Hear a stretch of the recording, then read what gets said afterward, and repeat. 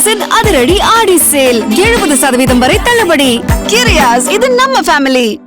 CBSE 9ஆம் வகுப்புல 3வது மொழி வேண்டாம் அப்படின்னு சொல்லி உச்சநீதிமன்றம் கருத்து தெரிவிச்சிருக்கு. 3வது மொழியை விருப்பம் அப்படிங்கிற பேர்ல முதல்ல அறிமுகம் செஞ்சு இப்ப அதை தேர்ச்சி பெறணும் அப்படிங்கிற கட்டாய நிபந்தனையா மாற்றுறது ஒரு வகையான திணிப்பு அப்படின்னு சொல்லி தமிழ்நாடு உட்பட பல பகுதிகளிலிருந்தும் தொடர்ந்து எதிர்ப்புகள் கிளம்பிச்சு.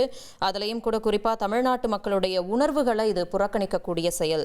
9, 10ஆம் வகுப்பு மாணவர்கள் 3வது மொழிக்கான பள்ளி அளவிலான உள்மதிப்பீட்டு தேர்வுல கட்டாயம் தேர்ச்சி பெற்றாதான் 10ஆம் வகுப்பு பொதுத் தேர்வுல தேர்ச்சி சான்றிதழ் பெற முடியும் அப்படின்னு சிபிஎஸ்இ கொடுத்த சுற்றறிக்கையை திரும்ப பெறணும் அப்படின்னு பல தரப்பினரும் தொடர்ந்து வலியுறுத்தி வந்த நிலையில உச்சநீதிமன்றமும் கூட அதை ஆதரிக்கும் வகையில ஒரு கருத்தை வெளியிட்டிருக்கு. இது தொடர்பான கூடுதல் விவரங்களோடு இணைகிறார் செய்தியாளர் வெங்கடேஷன்.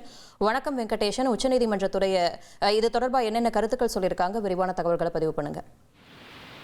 வணக்கம். தமிழ்நாட்டில் நவோதய பள்ளிகளை தொடங்க அனுமதிக்குமாறு சென்னை உயர்நீதிமன்றம் பிறப்பித்த உத்தரவுக்கு எதிராக தமிழ்நாடு அரசு தாக்கல் செய்த மேல்முறையீடு உச்சநீதிமன்ற நீதிபதிகள் வி. நாகரத்னா, ஆர். மகாதேவன் ஆகியோர் அடங்கிய அமர்வு விசாரித்தது.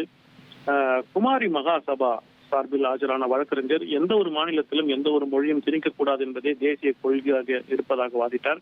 அப்போது நீதிபதி நாகரத்னா, தமிழ்நாட்டில் இந்தி வேண்டாம் என்றால் ஆனால் சமஸ்கிருதம் இருந்தால் என்ன பிரச்சனை, ஏன் மத்திய அரசு பள்ளிகளை தொடங்க தடையாக இருக்க வேண்டும், அதை அனுமதிக்கலாமே என்ற ஒரு கருத்தை தெரிவித்தார். மேலும் 9ஆம் வகுப்பில் 3வது மொழி பாடத்தை அறிமுகப்படுத்துவது மாணவர்களுக்கு மன உளைச்சலை தரும், 6ஆம் வகுப்பிலேயே அறிமுகப்படுத்துங்கள் என்று தனது மாநிலம் கர்நாடகத்தில் இருக்கும் சூழலை குறிப்பிட்டார். மேலும் மத்திய அரசு 9ஆம் வகுப்பில் 3வது மொழி வேண்டாம் என்றும், சிபிஎஸ்இ ஆகட்டும் ஐசிஎஸ்இ ஆகட்டும் மாநில கல்வி வாரியம் 10ஆம் வகுப்பு தேர்வுகள் என்றாலே மாணவர்களுக்கு நெருக்கடி தொடங்கி விடுகிறது என்று குறிப்பிட்டார்.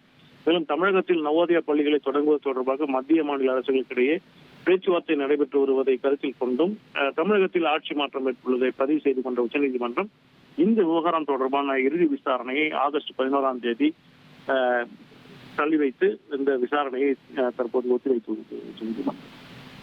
நன்றி வெங்கடேஷன், உங்களுடைய விரிவான தகவல்களுக்கு. கிரியாஸின் அதிரடி ஆடி சேல் 70% வரை தள்ளுபடி. கிரியாஸ், இது நம்ம ஃபேமிலி.